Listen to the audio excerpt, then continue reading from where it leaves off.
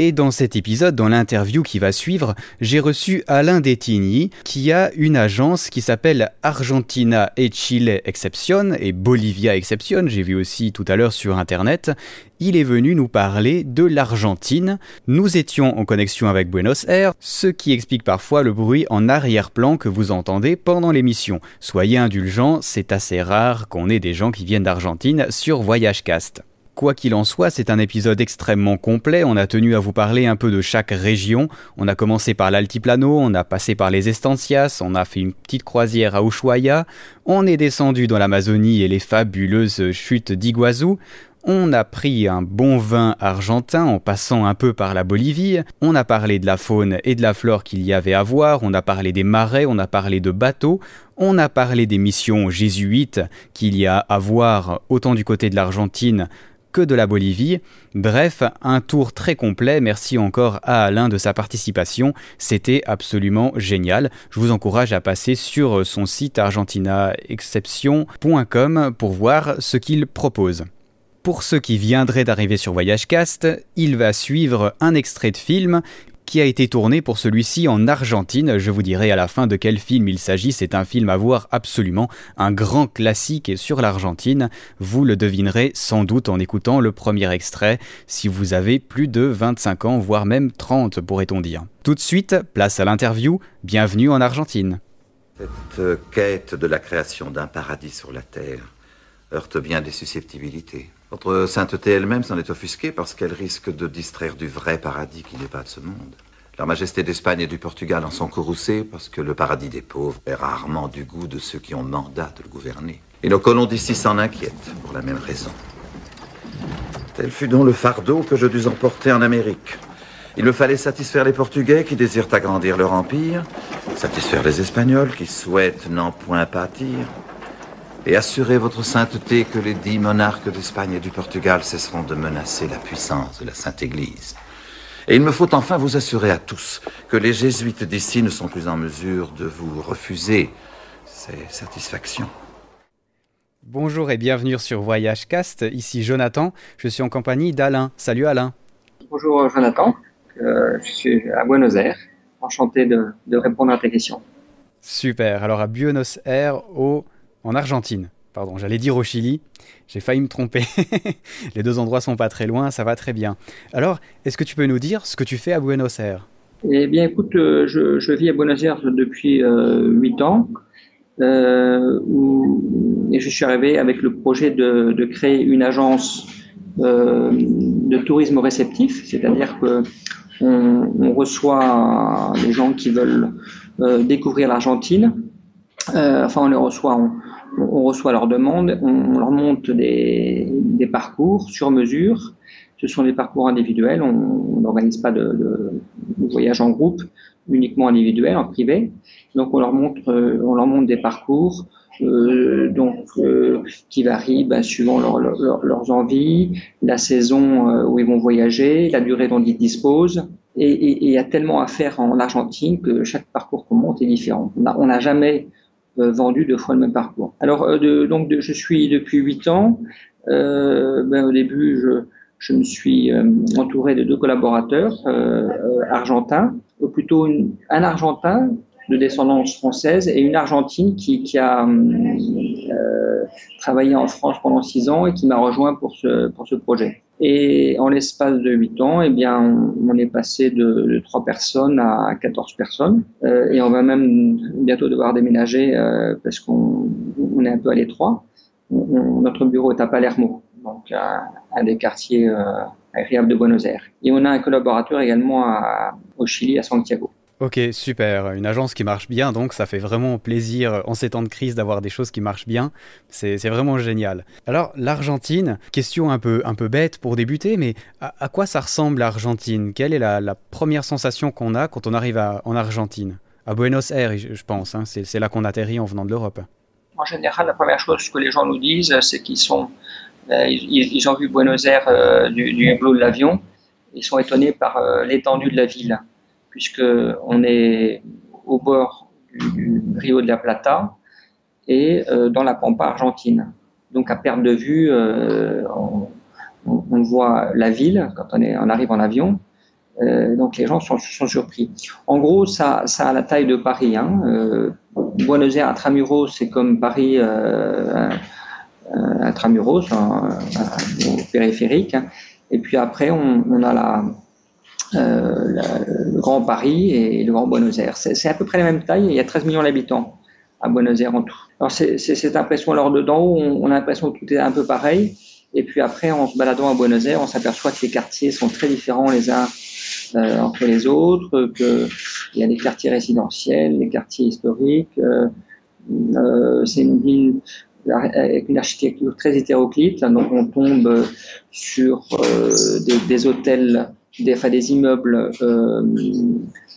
anciens des années 30, des années 20. Et puis tout d'un coup, on tombe sur trois hôtels des années 70 un peu moches. Et puis tout d'un coup, une tour moderne avec des vitres, une belle une façade en vitre.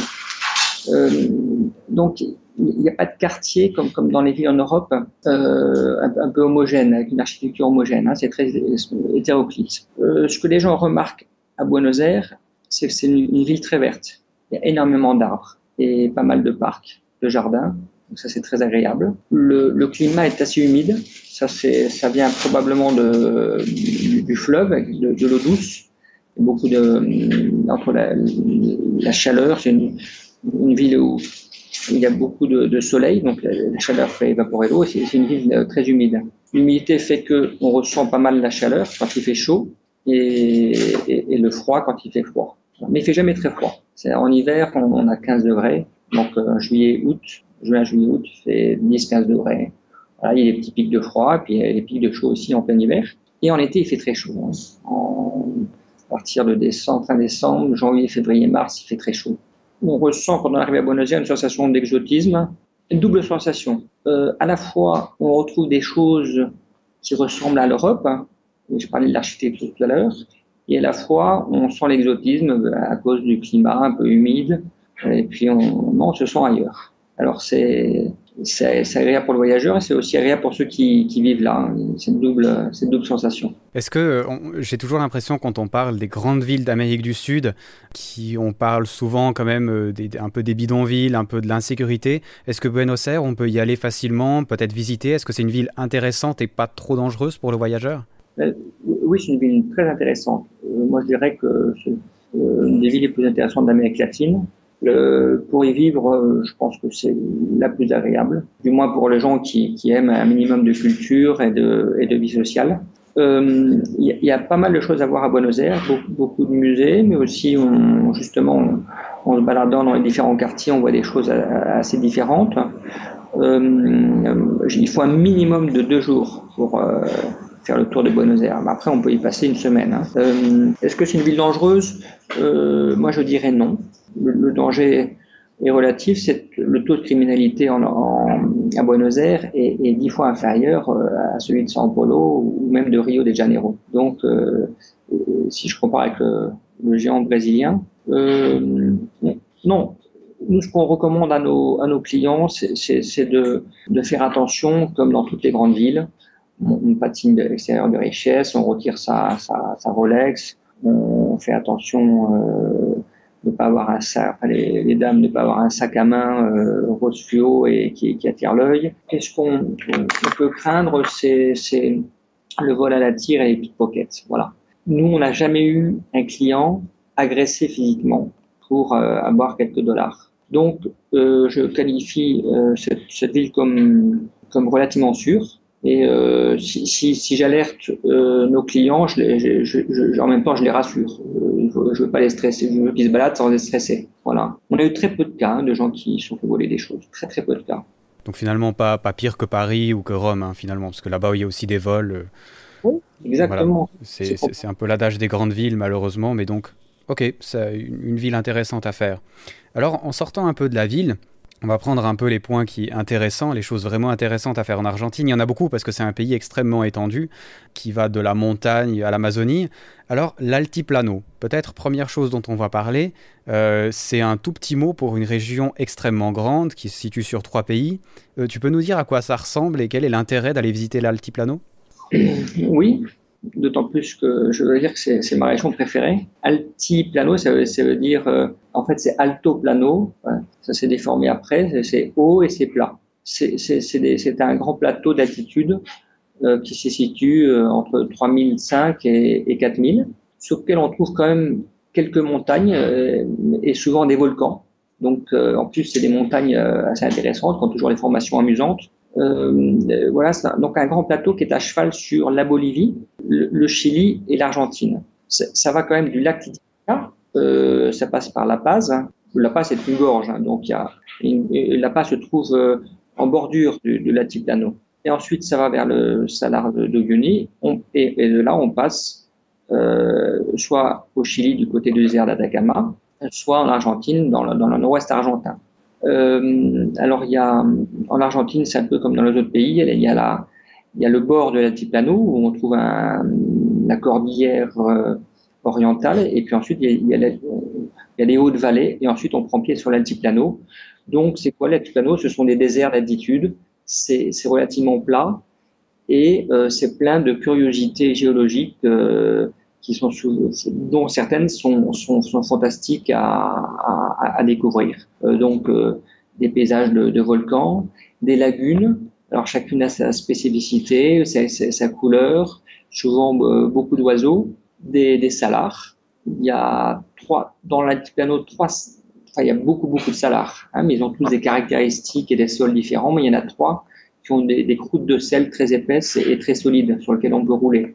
Les salars de Uyuni en Bolivie, et puis les 2 autres sont en Argentine. Donc c'est le salar qui s'appelle Salinas Grandes, dans la province entre Jujuy et Salta, et puis un salar qui est pas connu du tout, qui s'appelle Salar del Hombre Muerto, dans la province de Catamarca. La plupart des gens qui vont dans le nord-ouest argentin visitent les hautes vallées, en fait, c'est-à-dire Cachi, Cafayate, avec des formations qui sont très belles et très colorées, comme la vallée la Quebrada, la vallée de Las Conchas ou la Quebrada de las Flechas. Et puis l'autre vallée très connue, classée au patrimoine mondial de l'UNESCO, c'est la vallée de Humahuaca. Et c'est pareil, on la visite parce que il y a de très beaux paysages de montagnes rouges, jaunes, toute la palette des couleurs. Il y a des parcours classiques, faciles d'accès, et puis après il y a des paysages qui nécessitent de sortir des routes principales, et il faut prendre des pistes. Donc là, il faut soit être un chauffeur guide, soit avoir un peu d'expérience. Et si on s'éloigne de ces parcours classiques, on découvre des paysages absolument fantastiques et sans personne. Sur les parcours classiques, on trouve d'excellents hôtels ou des hôtels charmants, beaucoup de fois. Alors après, quand on veut aller un peu plus loin, comme la pointe de Catamarca, où l'altiplano est fantastique, là, on a du problème à trouver des hôtels. C'est un peu moi, en tant qu'organisateur de voyage, c'est mon souci numéro 1. Voilà, la province de Catamarca, il y a peu de villages, hein.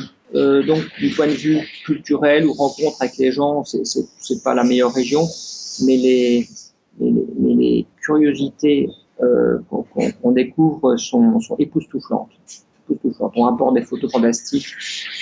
Chaque photo, on croirait que c'est une peinture. Moi, ce qui me fascine dans l'altiplano, c'est la luminosité. C'est-à-dire que la moindre chose, la moindre couleur a une intensité très forte. Pour les gens qui aiment la photo, on court dans tous les sens, on a une excitation permanente. C'est fantastique. Ça a l'air génial. Alors, quand tu dis qu'il faut justement sortir des pistes un peu, est-ce qu'on le fait en trek avec une tente, par exemple? Je sais que il me semble qu'en Bolivie, par exemple, on peut dormir facilement dans le désert en tente. Est-ce que ça se fait aussi du côté de l'Argentine? C'est faisable. Nous, c'est pas ce qu'on propose, hein. C'est quelque chose qui est envisageable, mais l'altiplano, on est quand même en altitude à 3007, 4000, donc même en été, il fait froid la nuit. Alors bon, on peut être très bien équipé. Voilà. Nous, c'est pas ce qu'on propose. Ce qu'on propose plutôt, comme c'est quand même des grandes distances, on propose à nos clients de se déplacer en voiture, en 4x4. Dans ces régions-là, on suggère très fortement un chauffeur guide qui connaît la région, qui est natif. Les gens peuvent, on fait tout le temps des arrêts. Les gens qui adorent la photo, ils peuvent s'arrêter tous les 100 mètres. D'ailleurs, on a envie de s'arrêter tous les 100 mètres pour faire des photos. Mais on propose souvent à nos clients des petites marches, des petites balades, des petites randonnées qui durent une demi-heure, une heure, jusqu'à les gens qui disent nous on veut marcher. Bon, il y a les balades de demi-journée à faire. Coucher en tente. Bon, moi je l'ai fait personnellement, notamment dans la cordillère chilienne. Mais c'est pas ce qu'on propose nous. On propose un peu d'aventure dans la journée et on cherche plutôt des hôtels confortables le soir. Ouais, ben c'est même possible dans ces régions, c'est ça qui est pas mal. C'est vrai que ça demande sûrement un peu plus d'engagement au niveau matériel, au niveau technique pour dormir dans ces endroits-là. Mais ça a vraiment l'air intéressant. Je pense que les nuits doivent être magnifiques là aussi, parce qu'on doit avoir un ciel vraiment pur. Oui, c'est dans l'Altiplano que s'est construit le plus grand centre astronomique au monde, qui vient de s'inaugurer d'ailleurs il y a quelques jours. En fait, l'altiplano argentin était en compétition avec l'altiplano chilien. Et c'est finalement les Chiliens, Fred San Pedro de Atacama, qui ont remporté il y a plus de 10 ans. Hein, le projet est même né il y a une quinzaine d'années. Ils se sont installés donc au Chili. Pourquoi? Parce que les Chiliens, il y avait déjà beaucoup de centres astronomiques au Chili, il y avait déjà beaucoup d'astronomes, l'activité est déjà très développée. Mais donc les deux régions qui étaient en compétition, il me semble que c'était dans la province de Catamarca, près du Salar d'Arizaro, et donc l'autre région, près de San Pedro de Atacama, là, pas très loin de la frontière argentine. C'est en fait la région la plus sèche du monde. Hein, le taux d'humidité dans l'air est extrêmement sec. Et grâce à cette air qui est très sec, donc il y a l'absence d'humidité, souvent dans le ciel il y a un petit voile opaque. Bon, mais ça, ce voile, il n'y est pas. On est en altitude, il fait très sec, on est loin de la pollution des villes, loin de la lumière des villes, et donc c'est idéal pour observer les étoiles à l'œil nu ou avec le télescope. Enfin, ça me dirait bien en tout cas, ça a l'air vraiment intéressant, j'aime bien la montagne et ça a vraiment l'air génial. Alors on va peut-être passer sur autre chose. Tu avais sur ton site notamment parlé des estancias. Si je prononce bien, je ne suis pas certain parce que je ne suis pas un maître en espagnol. Est-ce que tu peux nous dire ce que c'est aussi, parce que c'est aussi une forme de voyage assez spéciale? Alors les estancias, ce sont en fait des fermes qui ont simplement des dimensions énormes, des superficies gigantesques. Qui peuvent aller jusqu'à 200, 300 000 hectares. Enfin, elles n'ont pas toutes ces dimensions. Il y a des estancias de toutes les tailles. Donc, ce sont des propriétés agricoles qui pratiquent l'agriculture et l'élevage. Alors, pourquoi c'est intéressant pour les gens qui visitent l'Argentine? Certaines, pas toutes, sont ouvertes au tourisme et accueillent les gens. Donc, en France, en France, en Suisse, en Belgique, on parlerait de maison d'hôtes. Moi, j'aime pas trop cette comparaison parce que les séjours en estancia sont souvent assez chers par rapport à une maison d'hôtes en Europe, qui sont plutôt bon marché. Parce que les estancias nous reçoivent en pension complète, dédient une partie du personnel et gaucho à vous pendant une journée ou 2 journées complètes. Les gens s'occupent complètement de vous, on est pris en charge, on passe du temps avec vous, etc. Donc c'est des séjours qui sont assez chers, plus qu'un hôtel classique. L'intérêt, c'est que chaque estancia est un petit monde. Chaque estancia a son histoire. La famille est là depuis X années ou dizaines ou centaines d'années. Que l'Argentine, l'essentiel des migrations argentines vient d'Italie ou d'Espagne, mais il y a aussi une immigration qui vient de partout. Et puis les familles sont mélangées. Donc ils ont toutes des descendances qui viennent de là ou de là, toute une histoire. Souvent l'architecture est propre, c'est un mélange, ou bien c'est une architecture qui vient de tel pays ou d'inspiration de tel pays. Et puis les activités sont différentes. Il y en a qui font de l'élevage, d'autres qui font l'élevage de bovins, les autres plutôt dans le sud en Patagonie, c'est plutôt les moutons, dans le nord-ouest, c'est plutôt les chèvres. Bon, l'agriculture, c'est peut-être sauf pour les gens qui sont dans le métier, mais c'est peut-être moins amusant. Ce qui est amusant, c'est de partir à cheval et puis d'aller avec les gauchos, puis de s'occuper du bétail. Nous, on préfère choisir des estancias qui sont dans le joli paysage plutôt que les estancias de la pampa. La pampa, c'est plat. Puis de temps en temps, il y a des beaux petits bosquets, beaucoup d'oiseaux. dessert, mais je préfère proposer des estancias qui sont près des Andes, en fait, qui sont dans les jolis paysages. Et donc, c'est à la fois la rencontre avec des gens qui vivent un peu dans une bulle, qui ont une vie vraiment différente de tous les citadins. Et c'est amusant de faire 2 ou 3 estancias au cours d'un voyage, parce que ça sera à chaque fois très différent. Voilà, alors toutes les estancias ne reçoivent pas, toutes les estancias ne savent pas recevoir. Donc nous, on tâche de trouver les bonnes adresses. Il faut que les gens soient bien reçus, qu'on s'occupe vraiment d'eux. Il faut qu'il y ait un minimum de standing. Souvent, il y a 3, 4, 5 chambres disponibles. Ce qui est bien, c'est d'être seul avec les gens, les gauchos. La plupart du cas, c'est comme ça. Voilà, certains parlent français. Je connais des estancias où les gens parlent français, ou même gens d'origine française, qui sont installés là depuis plus de 100 ans et qui n'ont pas perdu leur français. Voilà, donc c'est vraiment une façon de découvrir l'Argentine amusante. Et qu'on s'entende, c'est des exploitations agricoles ou d'élevage, mais qui sont encore en fonction. Absolument, oui. 100%, oui, c'est leur activité principale. Le tourisme, c'est une activité, pour la plupart, très, très secondaire. Ils aiment beaucoup ça, parce que pour eux, c'est une façon d'avoir un contact avec le monde. Ils reçoivent des gens qui viennent de différents pays, et ça les intéresse aussi de discuter avec ces gens-là. Comme beaucoup d'Argentins d'ailleurs, on parlait tout à l'heure des Argentins, ils sont curieux, les gens sont curieux. Ils vous posent pas mal de questions sur vous, sur votre vie, sur votre pays.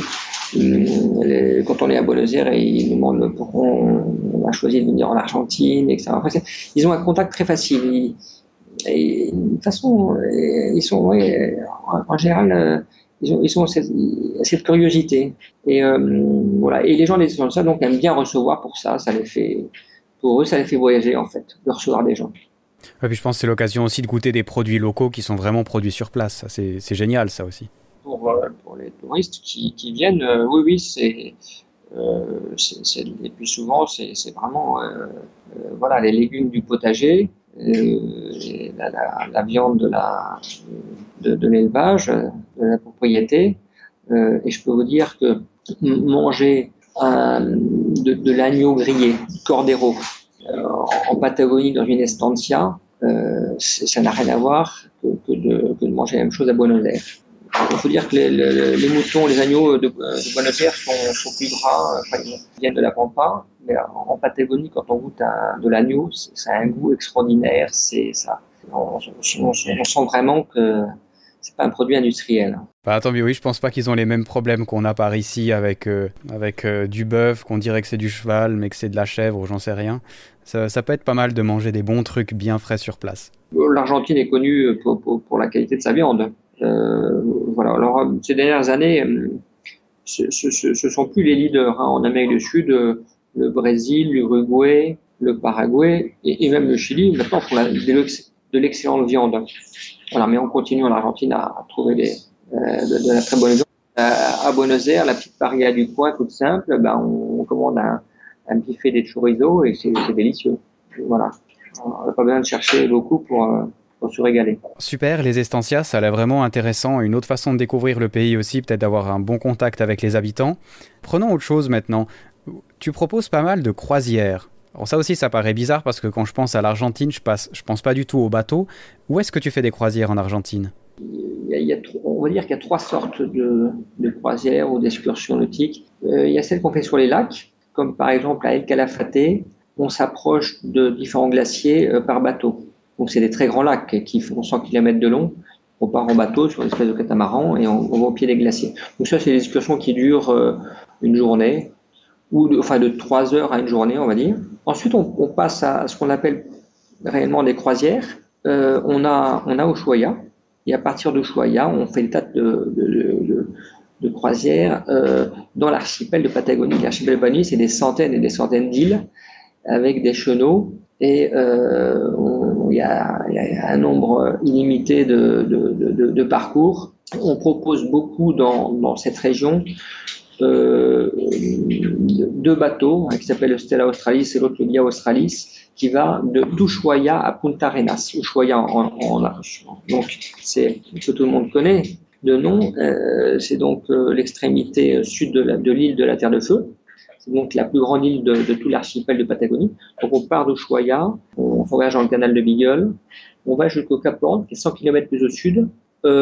Généralement, on débarque quand il n'y a pas trop de mer. On débarque sur le rocher du Cap Horn. On va se balader au pied du phare et du monument du Cap Horn. On rembarque et ensuite la croisière continue et elle va jusqu'à Punta Arenas au Chili. Donc Patagonie australe côté Chili. Alors il y a des croisières qui durent 5 jours, 4 nuits et d'autres 4 jours, 3 nuits.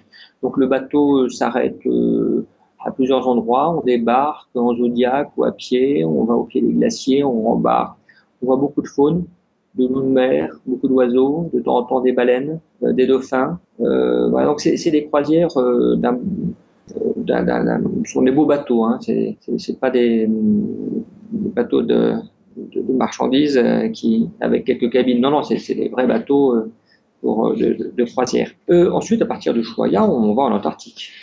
Le départ pour l'Antarctique, c'est Ushuaia, hein, enfin de la péninsule antarctique, mais aussi des îles Shetland du sud, où on trouve toute la faune d'Antarctique.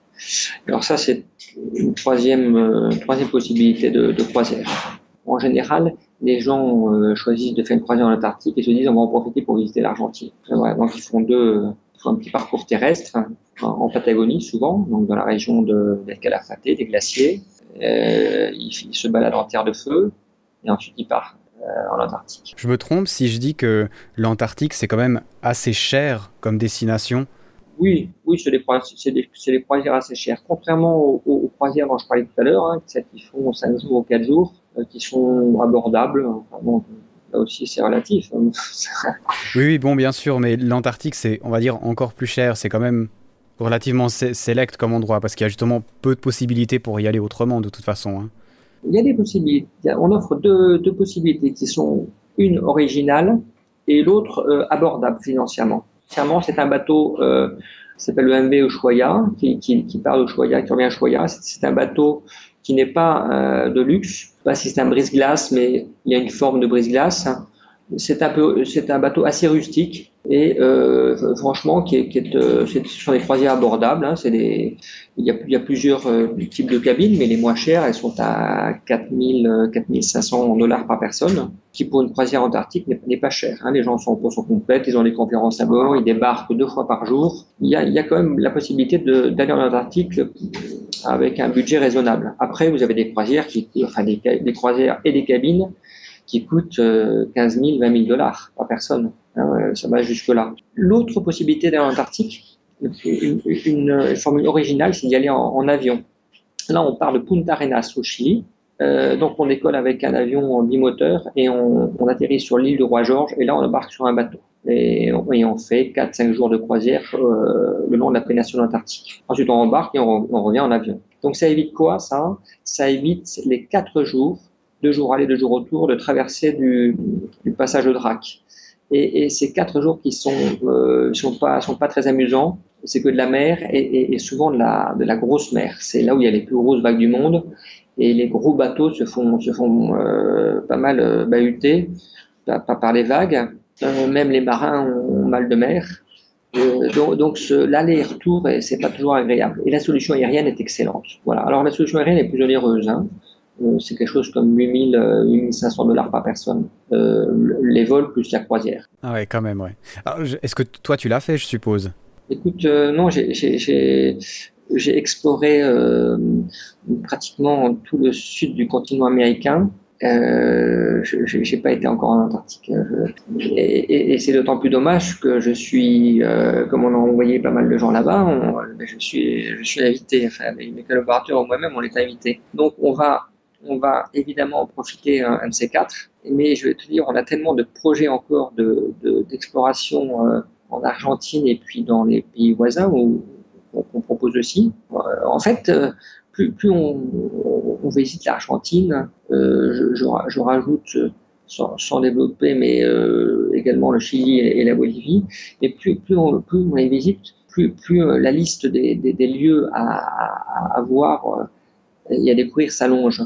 Parce que quand on part en voyage avec un programme, sur place, on s'aperçoit qu'il y a des tas de choses dont on n'avait pas encore connaissance. Nous, comme on voyage avec nos guides, ils nous font découvrir des choses qui ne sont pas dans les guides, leurs petits secrets. Et on s'est dit, cette fois-ci, j'ai pas le temps d'y aller, je le reprogramme. Voilà. Finalement, chaque fois que je visite une région, j'ai envie d'y retourner tout de suite en me disant, il faut que je vois ça et ça absolument. L'Antarctique est au programme, mais c'est dans la liste de nombreuses choses à revoir. Si tu as besoin d'aide pour aller visiter l'Antarctique, je me porte volontaire. Peut-être une chose, les personnes qui ont été en Antarctique, justement pour y revenir, tu as sûrement eu contact avec elles. Est-ce qu'elles ont dit que ça valait la peine d'aller? Parce que finalement, c'est beaucoup d'argent. Peut-être certains auditeurs hésitent à y aller et puis se disent, tiens, c'est beaucoup d'argent, est-ce que ça vaut vraiment la peine? J'ai pas eu une seule personne qui a regretté. Ils y vont tous avec une petite appréhension parce que justement à cause du traverser du passage de Drac, c'est un peu une aventure quand même. Et donc les gens au début sont toujours et à la fois excités, en même temps ils reviennent tous absolument enchantés. Je peux pas expliquer puisque tu vois je l'ai pas vécu, mais non, je suis étonné de voir l'enthousiasme, le bonheur des gens qui rentrent. En général, ils me rapportent des belles photos. Certains nous ont offert toutes leurs photos. Demain soir, samedi, je vais voir des gens qui rentrent d'Antarctique en lune de miel. Je vais faire une lune de miel en Antarctique. Et donc, demain soir, je vais les voir. Je leur apporte un petit livre là pour... Souvent, on nous fera un livre pour les gens qui repartent, comme souvenir de l'Argentine. Donc, et je vais avoir leur récit à chaud. Mais non, tout le monde revient enthousiaste, enchanté. Les régions où les gens reviennent enthousiastes, en général, c'est le nord-ouest argentin, El Calafate et les glaciers. On a beau voir des photos avant, on est toujours époustouflé de voir les tropiers de ces grands glaciers et du glacier Perito Moreno, entre autres, c'est le plus connu. Et l'Antarctique, les gens reviennent toujours enthousiastes. Les chutes d'Iguassou aussi. Les chutes d'Iguassou, on se dit, il y a une concentration de gens, c'est très touristique. Mais il n'y a rien à faire quand on est en face des 300 sauts des chutes d'Iguassou, on est émerveillé. Voilà, donc ça fait partie. D'ailleurs, c'est le site en Argentine le plus visité. Ensuite, ce sera El Calafate. Je crois que si El Calafate se visite toute l'année, parce que c'est quand même très bas en latitude, donc en général les gens n'y vont pas l'hiver et ils y vont printemps, été, automne, donc entre octobre et avril. Voilà, si on peut le visiter toute l'année, ce serait la première destination d'Argentine, El Calafate. Alors on va revenir juste sur les chutes d'Iguassou, justement, c'est hyper connu, c'est assez cliché de l'endroit aussi. Est-ce que c'est facile d'y aller? Est-ce que tu nous as dit que visiblement ça valait vraiment la peine, mais comment ça se présente pour le touriste? C'est très facile d'accès. Pour nous, ce qu'on propose à nos clients, c'est d'y aller en avion. Il y a quand même 2 heures de vol, 1700 km de Buenos Aires. Parce que si on y va en bus, c'est 23 heures, 24 heures de bus. Alors certes, les bus argentins sont très confortables. Les bus semi-couchettes ou couchettes, mais c'est 2 jours de route, c'est fatigant. Enfin 2 jours, 24 heures. Par voie aérienne, c'est le plus simple, et après, nous ce qu'on conseille, c'est de coucher plutôt à Puerto Iguaçu, qui est une ville côté Argentine, qui est assez mignonne. Foz d'Iguaçu côté Brésil n'est pas une grosse ville qui a pas beaucoup de charme. Donc les hôtels sont plus agréables, plus dans la nature côté argentin. Et les 2 parcs, donc le parc côté Brésil et le parc côté argentin, oui, sont très accessibles, sont tout près de la ville, il y a 18 km. La plupart des gens qui visitent l'Iguassou le font en formule autotour, c'est-à-dire sans guide. Il n'y a pas besoin d'un guide, sauf pour les gens qui aiment qu'on leur parle de la nature, des chutes, tout l'aspect géographique de la zone, de la faune, etc. Mais sinon, nous, on conseille plutôt pour une question de coût de faire ça en autotour. On donne une voiture aux gens qui arrivent à l'aéroport et puis ils se débrouillent en voiture, ils vont dans les 2 parcs. Depuis Iguassou, après, on peut descendre le long de la Pointe de Misiones. La Pointe de Misiones, c'est une espèce de grands appendices qui montent entre le Brésil et le Paraguay, qui fait 300 km quand même, et au bout duquel on trouve les chutes d'Iguassou. Mais après, on peut descendre le long de la province de Misiones, donc c'est une province à moitié couverte de forêts et de plantations de maté et de thé. On trouve des essences très intéressantes au bord du fleuve Paraná, par exemple, du fleuve Paraná et Uruguay. Donc c'est une province intéressante et très différente, des paysages très différents de ce qu'on voit ailleurs en Argentine. Et c'est ça qui est amusant, c'est que dans un seul et même voyage, on change de paysage tous les 4 jours. Voilà. Donc souvent les gens font Iguassou à la fin de leur parcours en Argentine, un peu comme la cerise sur le gâteau. Et comme tu disais, alors c'est l'Amazonie déjà, on peut s'y promener relativement tranquillement pour aller faire des photos d'oiseaux par exemple, pour aller faire ces choses-là, ou alors on peut aller l'explorer peut-être avec des guides un peu plus en profondeur. Alors le parc et les chutes en elles-mêmes, tout ça c'est canalisé par des sentiers, par des passerelles qui sont au-dessus de la terre ou au-dessus de l'eau. C'est des parcours très balisés, on n'a pas besoin de guide. Partir en forêt avec un guide, c'est possible. Par expérience, c'est pas dans ces zones-là, on voit plus d'animaux parce que la forêt offre des masques qui fait que l'observation est plus difficile. Moi, si pour les gens qui veulent découvrir la faune, la faune argentine ou les oiseaux, la faune marine, je conseille d'autres régions, mais pas tellement cette région. En fait, Iguassou, c'est pas l'Amazonie. L'Amazonie, c'est plus haut. Il y a une grande chaîne de montagnes en Amérique latine qui coupe en deux le bassin central.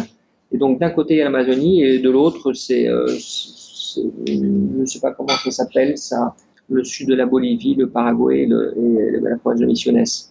Donc, cette région ne s'appelle pas Amazonie, c'est plus au nord, l'Amazonie. Ok, intéressant. Tu parlais justement des animaux, et tu m'as dit que justement les animaux ou la faune pouvaient être une excellente raison d'aller en Argentine, pouvaient mettre un objectif de voyage, une sorte de fil rouge dans notre voyage. Justement, quand on va en Amazonie, alors là tu as déjà parlé des animaux marins, comme les baleines par exemple, qu'on retrouve sur la côte, je pense. Qu'est-ce qu'il y a d'autre d'intéressant à voir en Argentine? Effectivement, c'est un thème qui est passionnant. L'Argentine n'est pas connue pour ça, et en réalité c'est une sorte de paradis terrestre. Quand on se trouve... Alors, il y a deux régions que nous recommande pour les gens qui sont passionnés de faune ou de photographie animalière. C'est toute la côte de Patagonie. Un des lieux que les gens visitent beaucoup, il y a une certaine concentration touristique, c'est la péninsule de Valdés. C'est donc une espèce d'appendice qui va dans la mer et de chaque côté, il y a un golfe. Il y a donc 6 mois de l'année, de juin à mi-décembre, il y a une concentration de baleines considérable. Dans le golfe Nuevo, on en compte 2000 à peu près, et c'est une population qui augmente de 7% chaque année. Donc c'est des baleines franches australes. Outre ces grands animaux qu'on va observer avec des grands zodiaques, et qu'on approche de très près, les baleines viennent toucher quelquefois les zodiaques. Outre ces grands mammifères, il y a des dauphins, des orques, et puis sur les plages, on trouve des colonies d'éléphants de mer, de lions de mer, donc il y a plusieurs sortes de lions de mer, un nombre considérable d'oiseaux, et sur la terre, on trouve des autruches, des renards, des guanacos. Les guanacos, c'est un des camélidés. On trouve des petits atouts, enfin il y a une densité d'animaux extraordinaires. Et dès qu'on s'éloigne de la péninsule de Valdés, où on croise quand même pas mal de touristes qui viennent voir surtout les baleines, on peut descendre le long de la côte de Patagonie, séjourner dans des estancias, et ces estancias, elles pourraient être classées comme parc ou réserve provinciale ou nationale, parce qu'elles ont des plages remplies d'animaux. Et quand on va se balader, à pied, à cheval aussi, on est seul avec des centaines et des milliers d'éléphants de mer, d'animaux. On n'en revient pas, on se dit, mais c'est un petit paradis terrestre. Voilà, alors il y a des gens qui viennent voir les oiseaux, il y a des gens qui nous disent, nous on veut voir le cormoran gris. Et on a découvert assez récemment, notre équipe, une colonie, ça c'est en terre de feu, une colonie de manchots royaux. Alors, pourquoi c'est une découverte dont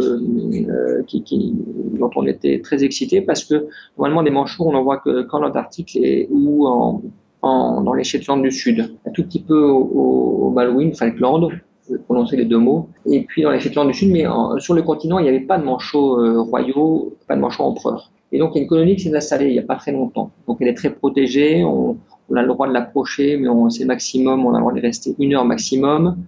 C'est dans une estancia privée. Hein, et puis, on trouve toutes sortes de manchots, sinon. Hein, les manchots Warfool, on voit le plus le manchot de Magellan, le manchot de Humboldt. Il y a vraiment beaucoup d'animaux. Alors, il y a une autre grande région avec des animaux très différents. C'est sous la province de Misiones. Il y a la province de Corrientes, où on trouve les Esteros et Libera. Qu'est-ce que c'est? Ce sont des grands marais, des lagunes et des marais. C'est un peu le Pantanal argentin. Ce que les gens le connaissent la plupart du temps, c'est le Pantanal au Brésil. Mais Pantanal au Brésil, il y a beaucoup de végétation. Et alors qu'aux Esteras de Libera, ce sont des herbes hautes, mais avec plein de canaux, et donc on s'avance dans ces canaux en bateau. Et comme il n'y a pas énormément de végétation, on voit énormément d'animaux. Donc c'est des caïmans qu'on appelle les jaïcarés. On voit des carpinchos, ces espèces d'énormes marmottes qui pèsent 80 kilos. Il y a 300 espèces d'oiseaux, des très beaux oiseaux. On voit des cerfs des marais, des fourmiliers, une diversité également. Et c'est comme le long de la côte de Patagonie, on ne fait jamais une sortie sans voir plein d'animaux. C'est ça qui est extraordinaire. On parlait tout à l'heure des baleines. Jamais aucun de nos clients n'est parti en excursion nautique sans voir de baleines. Il y a une telle densité dans le golfe Nuevo que on peut pas sortir sans en voir les dizaines. C'est ça qui est incroyable. C'est pour ça que j'emploie le terme paradis terrestre, parce que on se dit on est vraiment dans un endroit préservé. Il faut dire que si on prend l'altitude Buenos Aires-Santiago, tout ce qui est au sud, ce sont les terres les plus australes du monde. Hein. Buenos Aires est à hauteur du cap de Bonne-Espérance. Il n'y a que de la mer tout autour du sud de l'Argentine et du Chili. Et donc, il y a une densité d'hommes très faible, et ce sont des régions qui ont été très préservées jusqu'à nos jours. Et les Argentins, très tôt, ont créé des parcs nationaux. Il y a des zones entières qui sont protégées depuis très longtemps, et ils sont très sérieux là-dessus. C'est pareil au Chili, hein, ils protègent très bien. Il y a quelques projets des Chili, de barrage hydraulique en ce moment, justement, qui fait polémique, mais d'une façon générale, quand même, les deux pays font très attention à leur nature. Ouais, c'est bien, je pense que ça fait partie du capital touristique aussi, hein. C'est important de garder ça. D'ailleurs, tu as une idée de l'importance du tourisme pour l'Argentine, par exemple? Est-ce que c'est important dans leur revenu ou bien c'est anecdotique? Je ne connais pas l'importance dans l'économie argentine. Il y a à peu près 4 millions de touristes par an. Le pays en Amérique latine qui reçoit le plus de touristes, c'est le Pérou. Et ensuite, ça s'équivaut entre Brésil, Argentine. La Bolivie, beaucoup moins. Mais ça n'est pas moins intéressant. Simplement qu'ils n'ont pas encore la structure et les routes pour permettre un tourisme un peu plus important. Et on ne peut pas dire en Argentine qu'il y a un tourisme massif encore, c'est très agréable. Certes, sur les spots comme Iguaçu, comme El Calafate, on va croiser des touristes, ou bien sur la place de Mai à Buenos Aires. Mais dans le reste du pays, on n'a pas la sensation d'être dans des zones touristiques, et ça, c'est très agréable. Je dois dire que les agences en Europe proposent beaucoup de visiter en 2 semaines toute l'Argentine. Et les gens font toutes les extrémités. Iguaçu, Ushuaia, El Calafate, Salta, Puerto Madryn, enfin la péninsule du Valdés. Et les gens n'arrêtent pas de prendre l'avion. Tous les 2 jours, ils reprennent leur valise, ils reprennent l'avion, transfert, il y a parfois des retards avion. Et on reçoit souvent des demandes comme ça. Les gens se disent, bon, je vais aller qu'une fois dans ma vie en Argentine, donc je vais tout voir. Et ça, à mon avis, c'est un petit peu une erreur parce que on passe la moitié du voyage dans les transits. Nous, on essaie donc de conseiller et d'orienter les gens en leur disant non, faites un choix de région. Vous venez à telle époque, c'est mieux de visiter le nord ou bien vous pouvez visiter une région du nord comme par exemple le nord-ouest et puis une région de Patagonie comme la Patagonie des glaciers. Alors les gens ils se disent oui, mais on a entendu parler de Bariloche aussi, la Patagonie des lacs, ça, on voudrait voir les baleines. Alors on les aide à faire un choix. L'idéal c'est de faire 2 voyages, voilà, un pour le nord, un pour le sud. Ouais, à des moments différents d'année, quoi. Oui, le nord se visite plutôt l'hiver et le sud l'été. Le printemps et l'hiver, tout se fait. Donc il y a des saisons, il y a des périodes de l'année où on peut faire le nord et le sud. Hein. Le printemps, c'est septembre, octobre, novembre. Novembre est une grosse concentration touristique, donc c'est là où on trouve le plus de touristes quasiment. Après la période de fin d'année, c'est novembre. Pourquoi ? Parce qu'on peut tout faire. Le nord, le sud, il fait pas froid, il fait plus froid dans le sud. Il n'y a pas encore les averses d'été dans le nord.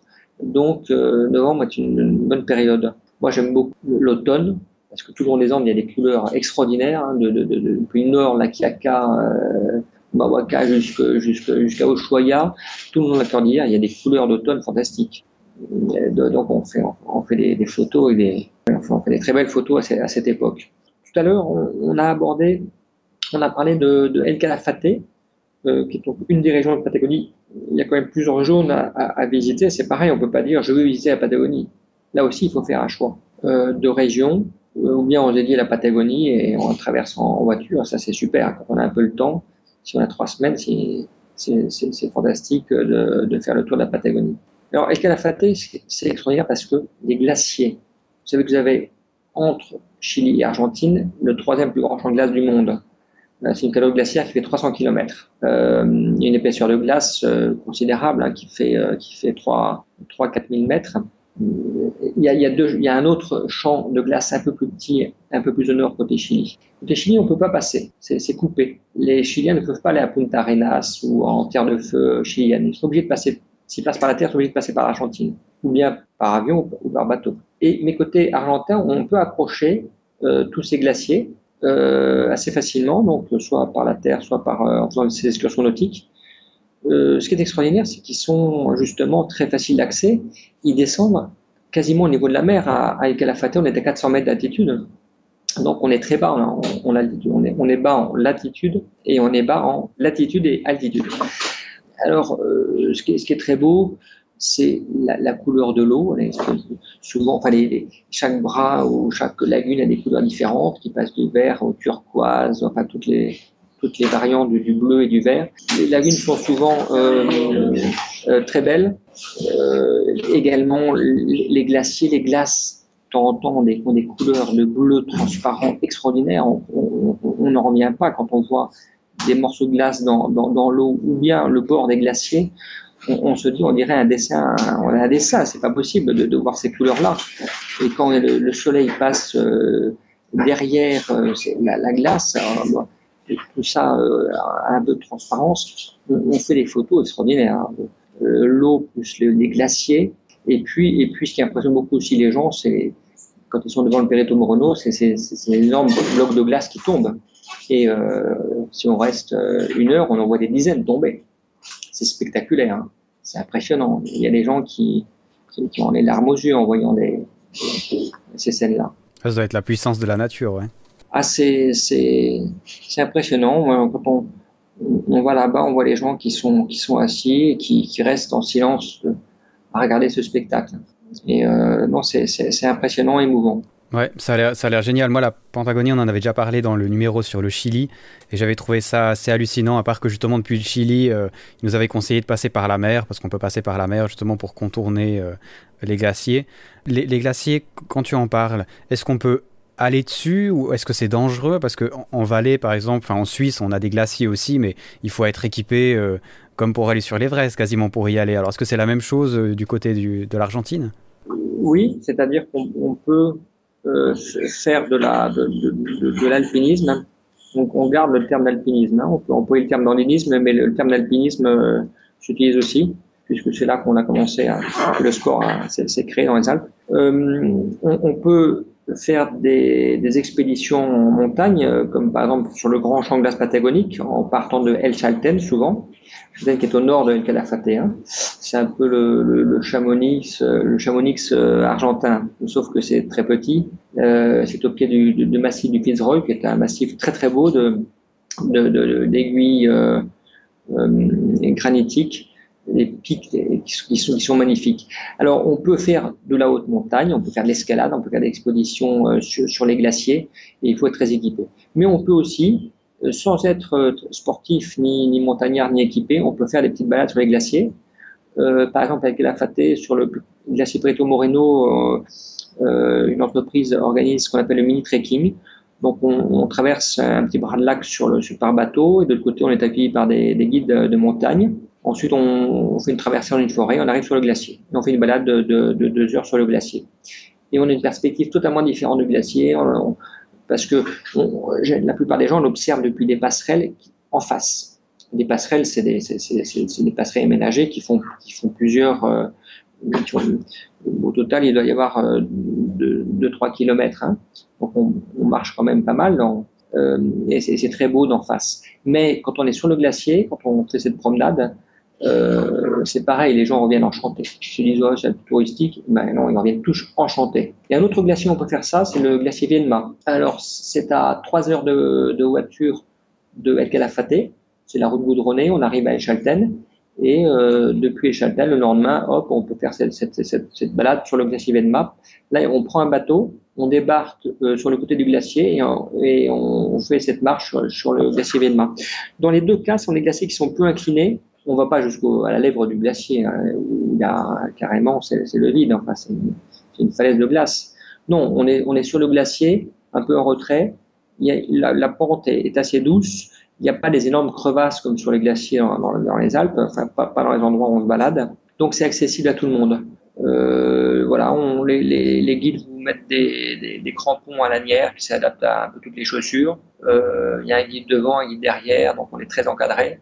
Et c'est réellement accessible à tout le monde. C'est pour une question d'assurance, il limite avec l'âge. Par exemple, le glacier Perito Moreno, la balade est limitée de 10 ans à 65 ans. Oui, bon, ça va, c'est large. Hein. Ouais, mais bon, il y en a qui ont 68, ils sont vexés. Ouais, c'est vrai, ouais. Ils disent, mais attendez, moi je suis en pleine forme. Non, bon. Et malheureusement, comme ils ne peuvent pas demander un certificat médical ou tous les gens qui font cette promenade, ben, ils limitent avec l'âge, bon, un peu bêtement quelquefois, mais voilà, donc il y a cette restriction. Mais sinon, c'est très accessible, très facile et magnifique, spectaculaire.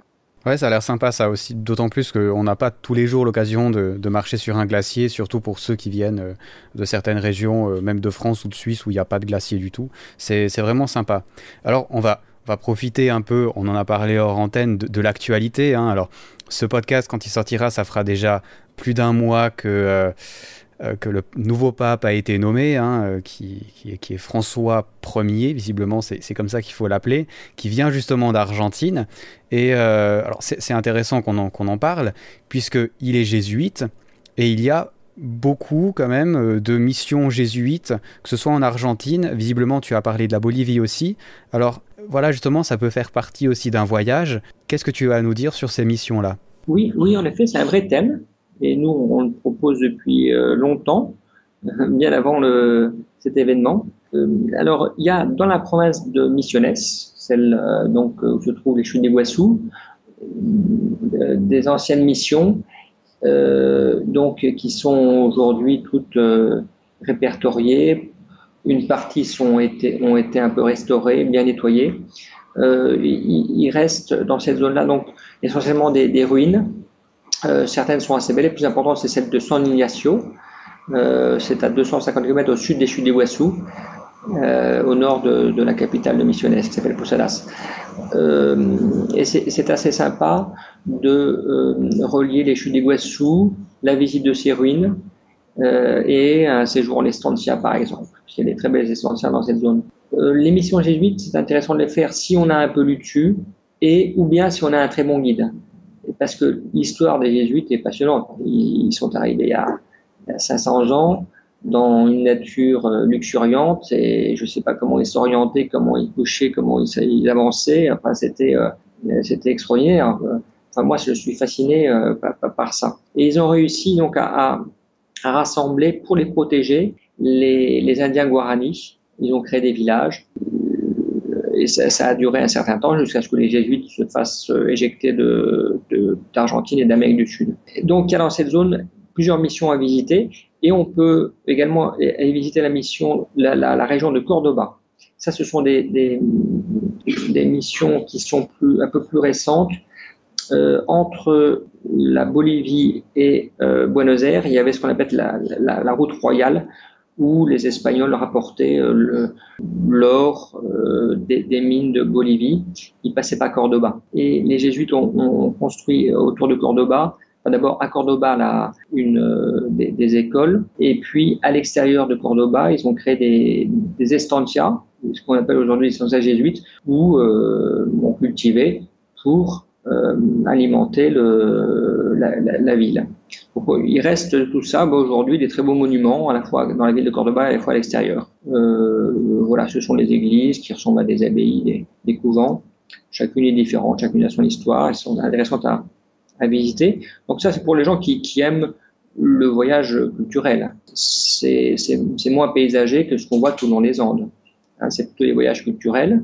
Et ce qui est assez amusant, c'est de visiter, de faire une combinaison pour les gens qui sont passionnés par l'histoire des Jésuites, de combiner les missions argentines avec celles du Paraguay, qui sont également des ruines, mais peut-être beaucoup plus complètes que celles de la province de Misiones en Argentine. Donc moi je les ferai en deuxième si je faisais ce parcours, et en troisième les missions de Bolivie. Les trois régions se relient assez facilement, et en Bolivie, elles sont très différentes. Pourquoi ? Parce que depuis 500 ans, elles n'ont jamais cessé d'être en activité. Il y a toujours eu autour des églises jésuites des villages qui n'ont jamais été désertés, qui n'ont jamais été détruits.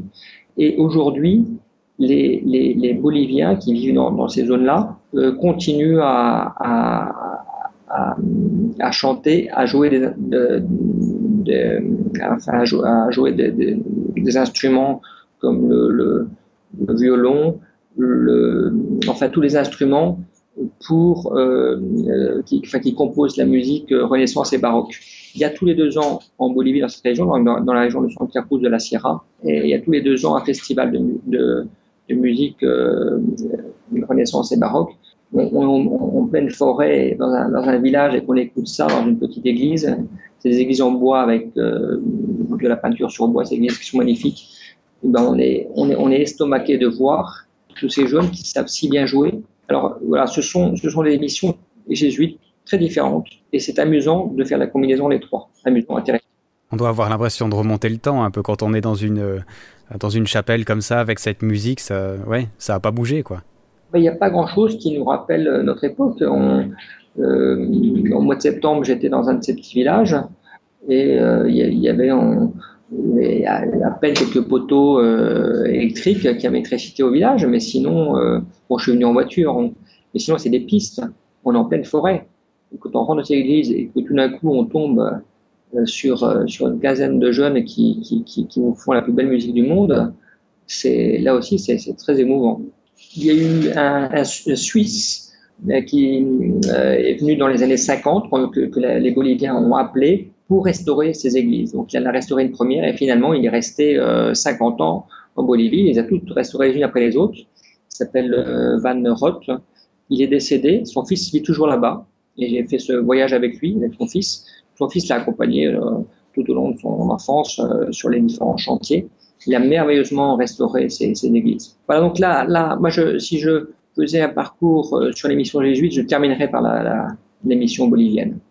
Et faire les trois régions, c'est un beau voyage. En dehors des sentiers battus, parce que c'est pas quelque chose qu'on propose au coin de la rue dans une agence classique en Europe. Ouais, c'est très spécifique, mais je trouve ça intéressant, culturel. D'un côté, pourquoi pas, hein, c'est un peu la mode maintenant de trouver un fil rouge à son voyage, alors pourquoi pas, hein, c'est pas plus bête que le reste. Hein. C'est un bon prétexte pour découvrir des beaux paysages aussi. Voilà, exactement. Alors, il y a un autre prétexte, qu'en tant que Valaisan, je ne peux qu'aimer, bien sûr, qui est celui des vins. Parce que les vins argentins, les vins boliviens, tu vas en parler aussi, sont quand même relativement connus, enfin relativement quand même, pas tellement, mais notamment en Suisse, on en boit relativement régulièrement. C'est intéressant de découvrir ces régions par rapport aux vins aussi. Oui, d'autant plus que c'est des vins assez différents. Donc c'est amusant de toujours de goûter un produit puis d'aller voir où est-ce qu'ils sont faits. Et il faut avouer que le vin argentin, alors il y a des bodegas. Les bodegas sont des caves, donc on transforme le raisin en vin. Il y a des bodegas qui ont 100 ans au-dessus de la ville de Mendoza. Mais ça s'est, au cours des 15 dernières années, ça s'est étendu ça a densifié dans cette région et étendu à d'autres zones.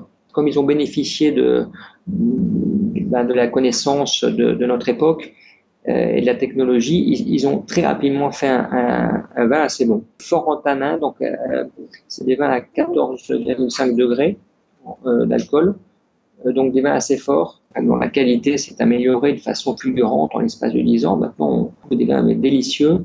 Et les goûts commencent à se diversifier un peu, parce qu'au début, c'était assez homogène. En Argentine, la spécialité, c'est le Malbec. Ce sont tous des cépages qui viennent d'Europe, mais certains cépages n'existent plus en Europe. Par exemple, le Torontes, qui se cultive dans le nord-ouest argentin, dans la vallée des Calchaquis. Torontes vient d'Italie et n'existe plus en Italie. Il a été éliminé par le phylloxéra. Et donc, il n'existe plus qu'en Argentine. Et c'est un cépage qui donne un excellent vin. Le vin blanc en général, sec. Bon, mais la région la plus connue en Argentine, c'est celle de Mendoza, où on fait vraiment du vin de tout premier ordre. Ils exportent un peu, ils commencent à être connus.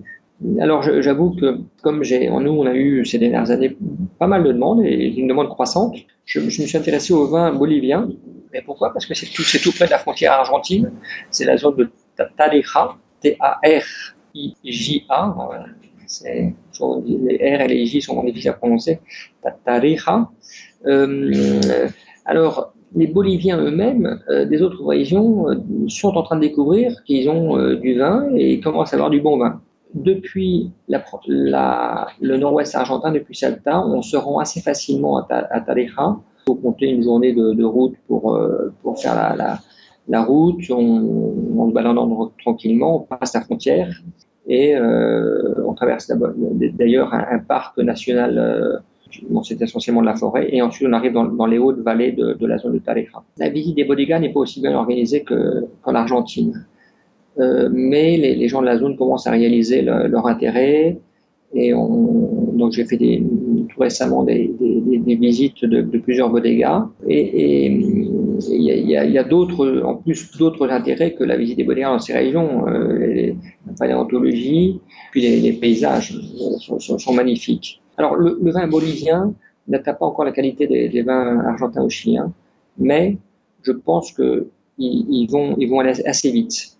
Moi, je peux déjà noter la différence entre les premiers voyages que j'ai faits en Bolivie et puis une époque récente où j'ai goûté récemment d'excellents vins. Voilà, donc c'est la combinaison des vins du nord-ouest argentin et des vins boliviens est également un bon prétexte. Et pour ceux qui ont le temps, imaginez on peut arriver depuis Buenos Aires, on peut arriver à Mendoza, visiter les caves de la région de Mendoza, c'est la Mecque des vins en Argentine, et ensuite remonter le long des Andes en voiture, en passant par différents parcs, comme le parc Ichiliguasto, qui est la vallée de la Lune, Talampaya, en passant par les très beaux paysages des Andes, et on arrive ensuite dans la zone de Salta, où on visite les caves de Salta, et hop, ensuite on poursuit vers les caves boliviennes. Et on peut revenir, le plus pratique sur le plan après aérien international, c'est de revenir en Argentine. On peut repartir, on peut repartir par la Bolivie, par Santa Cruz de la Sierra. C'est des vols maintenant tout récents qui ont été inaugurés en novembre, des vols d'Air Europa qui atterrissent à Santa Cruz de la Sierra, donc qui est une région voisine de Tarija. Voilà, donc c'est aussi un bon prétexte pour découvrir ces régions. Ok, ça sonne intéressant et ça donne presque soif. Alors on a déjà parlé de pas mal de régions en Argentine, on va arrêter là parce que sinon on pourrait en parler pendant des heures. Peut-être juste quelques mots, alors on a parlé un peu de la nourriture brièvement en parlant de la viande et puis du vin. Est-ce qu'il y a d'autres choses, des spécialités culinaires peut-être qui nous donneraient envie d'aller là-bas, qu'il faut absolument goûter quand on est sur place ? Alors là, on trouve les meilleurs restaurants, à l'exception de Buenos Aires, des très bons restaurants. Mais dans le reste du pays, c'est dans les régions de vin. Ça va ensemble. C'est là où les bodegas elles-mêmes ou bien des cuisiniers argentins ou étrangers sont venus s'installer pour ouvrir les restaurants. On trouve d'excellents restaurants dans la région de Mendoza. Ensuite, la cuisine locale. On va dire qu'elle est très inspirée de cuisine italienne ou espagnole. La cuisine la plus exotique, c'est dans le nord-ouest argentin. C'est là où on trouve encore le plus de populations d'origine indienne, de différentes, les Calchaquis, les Quilmes. Enfin, les Quilmes, je crois qu'il n'en reste plus. Et c'est dans ces régions où il y a le plus de cuisine exotique, le plus de variétés. Après, on trouve bien sûr dans l'Argentine aussi, dans toute l'Argentine, et chacun le fait à sa façon, c'est l'empanadas. C'est ces petits chaussons remplis de différents ingrédients. Voilà, dans certains endroits, ils sont très bons. Ça dépend de la pâte. C'est un peu comme les pizzas. L'endroit où c'est pas terrible, l'endroit où c'est délicieux. Bon, on va parler tout à l'heure de la viande argentine. C'est ce qui est le plus connu dans le domaine de la dégustation. C'est indéniable. Alors dans le nord, c'est plutôt le bœuf, et dans le sud, c'est le mouton, l'agneau, le cordero. Voilà ce que je peux dire de la cuisine argentine. On trouve de tout en Argentine, mais après, par exemple, on trouve des fromages et des charcuteries. Pour trouver des choses de la même qualité qu'en Suisse ou que dans d'autres pays d'Europe, c'est pas évident. Il faut quand même chercher, il faut connaître des bonnes adresses. Il y a des artisans à droite à gauche qui font d'excellentes choses, mais ce qu'on trouve au supermarché du coin, en fromage et en charcuterie, n'est pas extraordinaire. Peut-être une dernière chose sur l'Argentine. Tu as déjà parlé un peu des gens qui étaient visiblement accueillants, assez curieux. C'est vraiment agréable pour ça d'aller en Argentine aussi. On peut avoir du contact relativement facile avec les gens. Les gens, naturellement, dans la rue de Buenos Aires et encore plus en province, viennent vers vous un peu par curiosité et puis vous posez des questions et donc vraiment un contact facile.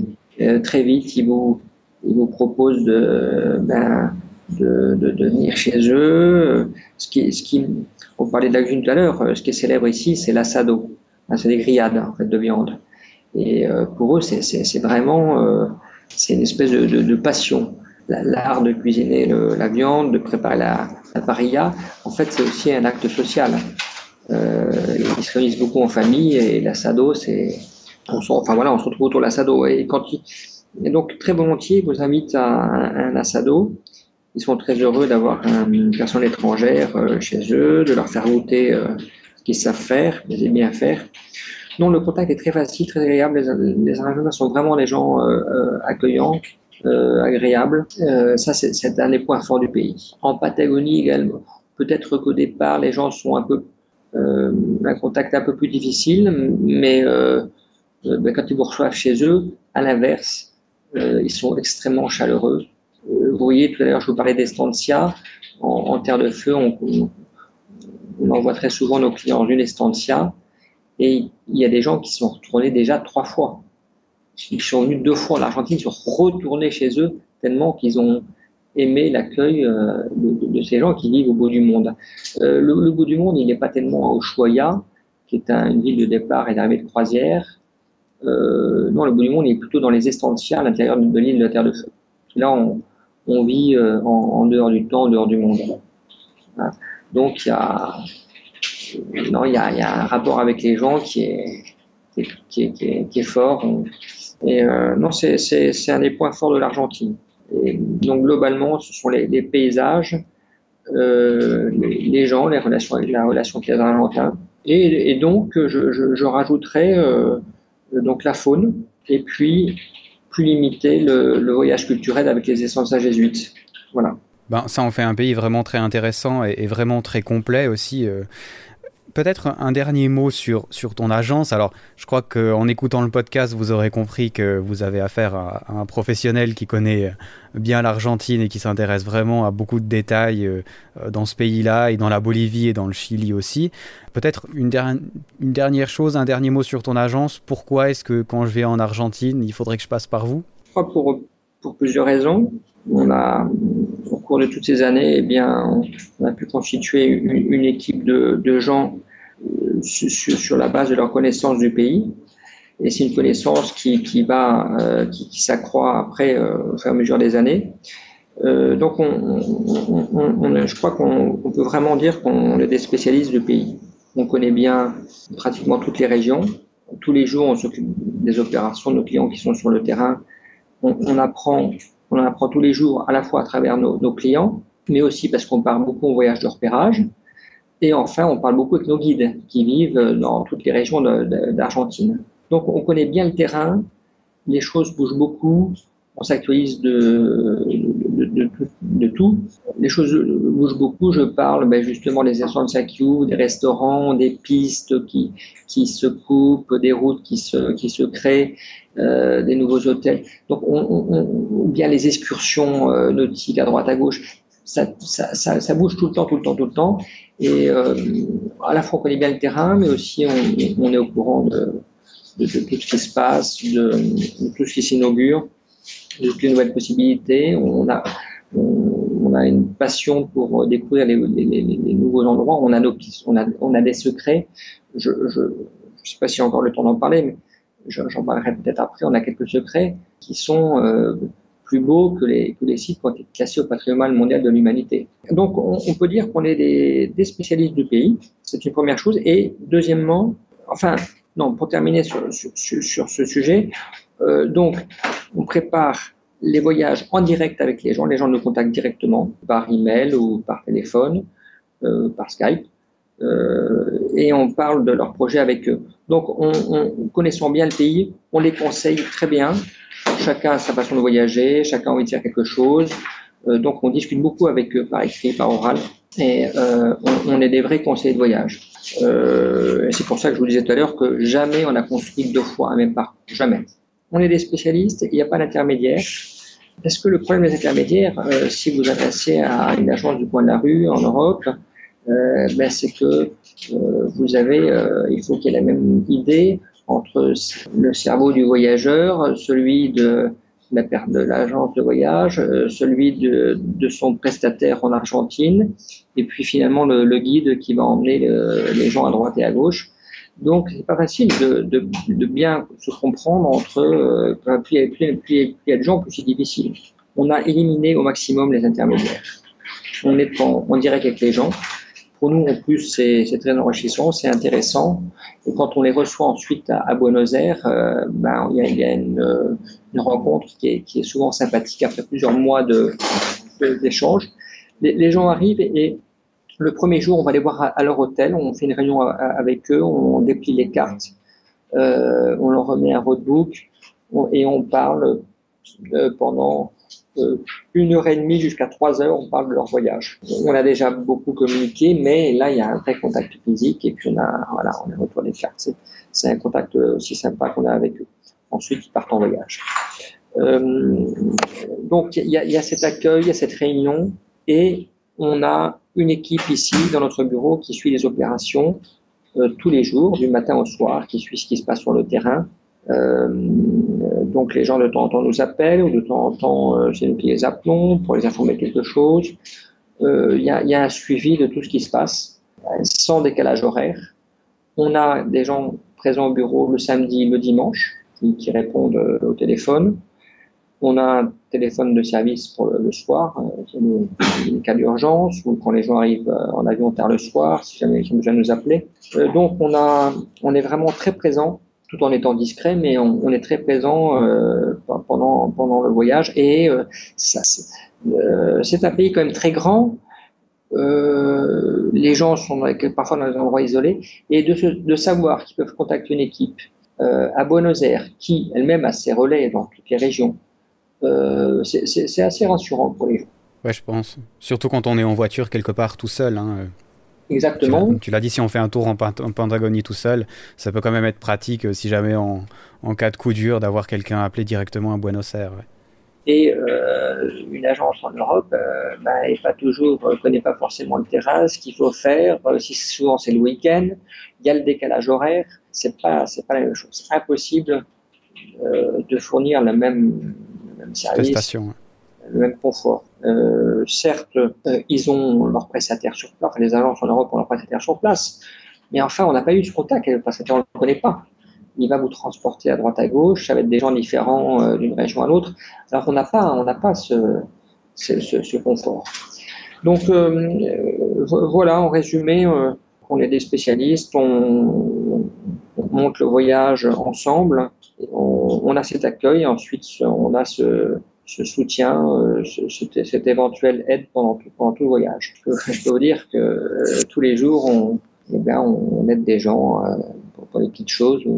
Voilà, bon, on n'a jamais eu de choses très graves, mais ou bien simplement les gens nous appellent pour nous demander des conseils sur les situations pour le lendemain, enfin, vous voyez, ou parce qu'ils veulent changer quelque chose, etc. Donc il y a essentiellement une clientèle francophone, hein, les Canadiens, les Suisses, les Luxembourgeois, Français, Belges, Libanais, hein, qui viennent de beaucoup de pays, et puis on a une petite partie de clientèle anglophone.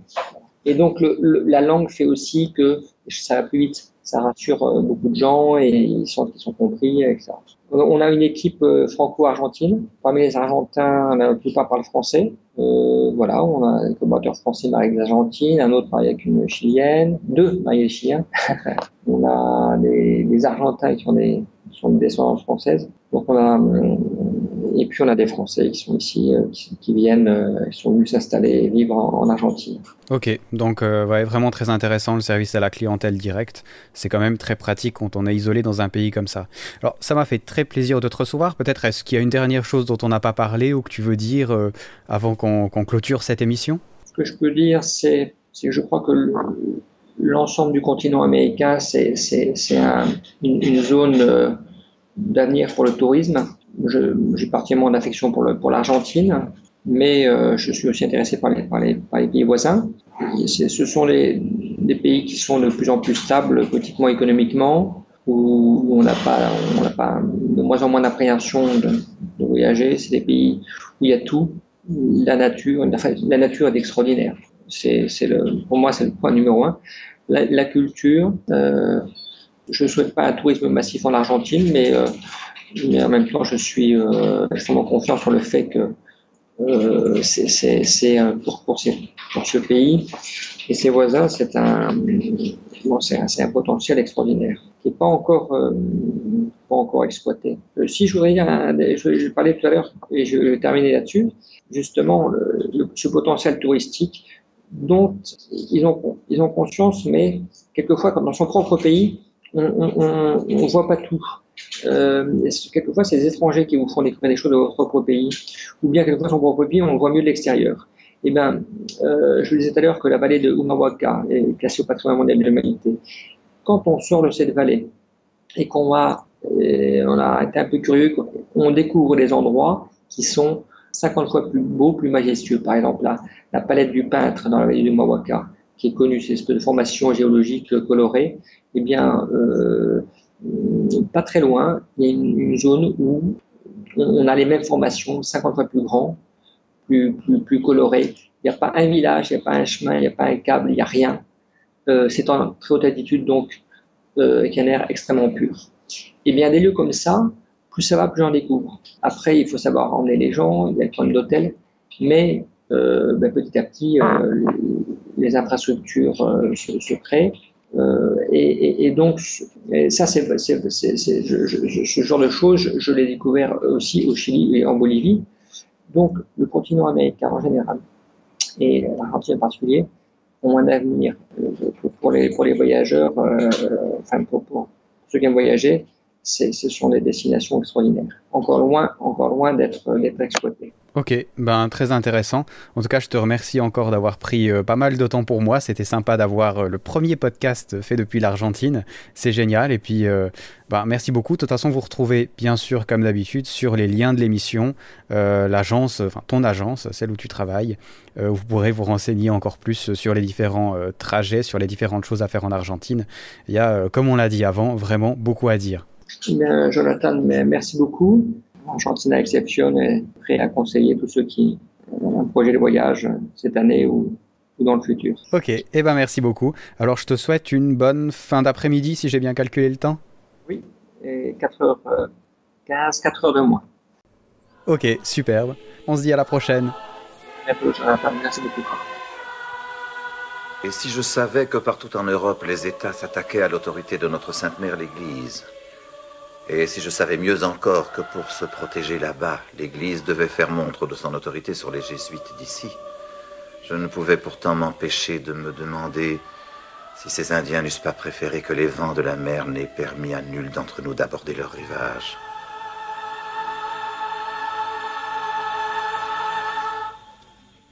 Et encore merci à Alain pour sa disponibilité et sa gentillesse. C'était vraiment un plaisir de parler avec lui de l'Argentine. Comme je vous l'ai dit au début d'émission, le lien vers son site internet est sur mon blog sur les liens de l'émission. Vous l'aurez peut-être deviné, en début et fin d'interview, il s'agissait du film The Mission, ou La Mission en français, qui a été fait à propos des missions en Argentine avec Robert De Niro et Liam Neeson, très jeunes à l'époque, ainsi que le superbe Jeremy Irons, que vous connaissez peut-être puisqu'il joue actuellement dans la série Les Borgia sur HBO, et qui a notamment fait la voix de Scar en anglais dans Le Roi Lion. Voilà, vous savez un peu tout sur cet acteur. Sachez que le film The Mission est un film magnifique qui a remporté la Palme d'Or du Festival de Cannes en 1986 avec des musiques hallucinantes d'Ennio Morricone que vous allez d'ailleurs entendre en fin d'épisode. Il s'agit en bref de l'histoire d'un prêtre jésuite qui s'en va dans la forêt, du côté des chutes d'Iguassou d'ailleurs, on les reconnaît pendant le film, pour aller évangéliser, pourrait-on dire, une communauté indigène. Ce qu'il faut savoir, c'est que ce n'était pas vraiment une colonisation comme ça a été fait en Afrique par exemple, avec ses côtés absolument détestables. Les jésuites ont fait ce qu'on appelait des réductions, sauf erreur, c'est comme ça que ça se dit en français. Il s'agissait en fait de petites colonies où les Indiens pouvaient se rendre. Ils les éduquaient bien sûr aux manières jésuites et à la religion. Ils leur apprenaient aussi à lire. Ils leur apprenaient à maîtriser des plantations. Ils partageaient l'argent avec eux. Et ça avait un but. Eh bien, c'est qu'à l'époque, les Espagnols et les Portugais se servaient d'Indiens dans leurs plantations, avec un côté esclavage bien sûr absolument détestable. Sachez d'ailleurs qu'une bonne partie de ces jésuites ont payé de leur vie leur implication dans la société de ces Indiens, puisque à un moment, eh bien, c'était simple, l'Église avait le choix entre satisfaire les jésuites, qui étaient à l'époque une nouvelle communauté, qui n'avait que peu d'appui au niveau politique, et de satisfaire l'éternel commerce. C'est vraiment impressionnant puisqu'on se rend compte que même si c'était en 1750, eh bien les choses n'ont pas beaucoup changé. On privilégie toujours le capitalisme au fruit des humains, ce qui a eu des répercussions absolument horribles pour la plupart des jésuites à l'époque qui étaient là-bas, qui sont restés, et bien sûr pour les Indiens qu'on a allègrement massacrés par milliers. J'en profiterai d'ailleurs pour citer une phrase qui m'a beaucoup plu dans le film. Il s'agit de Robert De Niro, qui est un ancien esclavagiste, qui demande au prêtre en fait de le bénir pour aller à la bataille. Et puis le prêtre de répondre, eh bien si vous avez raison dans votre manière de faire, eh bien de toute façon Dieu vous bénira. Et puis, si vous avez tort, ma bénédiction n'y changera rien. Ça m'a fait penser aux prêtres de guerre qu'on trouve encore dans nos armées. Certains devraient peut-être regarder la télé plutôt que de lire la Bible, ils n'y comprennent visiblement pas grand-chose. Bon, on va pas s'avancer plus loin sur ce sujet, mais c'est vraiment un film très intéressant qui parle de la religion dans ce qu'elle a de plus beau à nous offrir et dans ce qu'elle a de plus détestable à offrir à cette pauvre humanité qui n'a pas mérité tout ça. Je vous avais promis de parler un peu plus de podcast suisse, alors sachez que le podcast au niveau suisse est quand même assez étendu, on a de très très bonnes émissions, les plus longues, sauf erreur, sont celles de Niptech et de Podcast Science, qui sont les deux à plus d'une centaine d'épisodes, donc on peut dire des podcasts qui sont bien arrivés à maturation. Il y en a aussi des relativement nouvelles, c'est le cas de VoyageCast qui a encore moins d'une année, l'anniversaire sera le mois prochain, c'est le cas de PodSource qui a, sauf erreur, le même âge que moi à un mois près, et il y a enfin le podcast et n'importe quoi qui sont aussi deux émissions très sympathiques. Alors je vais vous expliquer un peu le problème qu'on a. Alors le problème qu'on a tous, c'est qu'on cherche à avoir une certaine audience, on cherche à toucher des gens, parce que finalement, il faut qu'on se le dise, que je passe 10 heures à faire un podcast pour une personne ou pour 10 millions, ça n'a aucune importance, je passe exactement le même temps, éventuellement pour les serveurs et les charges serveurs ça peut changer, mais on n'en est bien sûr pas encore là. Donc du coup ce qu'on cherche, c'est d'avoir un maximum de monde qui nous écoute. Vous allez me dire pourquoi ? Certains vont dire c'est pour l'argent.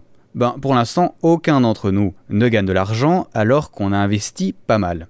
Non, le but, vous vous en doutez, c'est d'avoir des choses exclusives. Je prends l'exemple de VoyageCast par exemple. Si je veux avoir une invitation dans un musée ou pour un événement touristique spécifique, eh bien je dois justifier de mon audience auprès des agences qui proposent ces services-là. Ils vont dire tout cash combien est-ce que de personnes écoutent VoyageCast. Si je leur dis il y en a 2, autant vous dire qu'ils ne vont même pas répondre à mes emails. Si je leur dis qu'il y en a 10 000, au niveau suisse, c'est vraiment beaucoup. Et dans ce cas, je serai invité à de telles choses. Encore une fois, pour moi, c'est génial, et pour vous, ça fait des choses nouvelles à découvrir. On peut penser la même chose pour les autres podcasts. Podcast Science a déjà pas mal de portes ouvertes, ils ont une audience qui est vraiment pas mal, mais ils cherchent aussi certainement à augmenter cette audience-là. Niptech a aussi une très belle audience, mais là aussi c'est un podcast technologique. S'ils veulent être invités à des endroits au niveau du podcast, eh bien ce sera beaucoup plus facile pour eux s'il y a une certaine audience. Alors c'est un des points importants. Ça nous fait connaître un peu plus sur Internet et ça permet aussi de croiser les audiences au niveau de nos podcasts respectifs.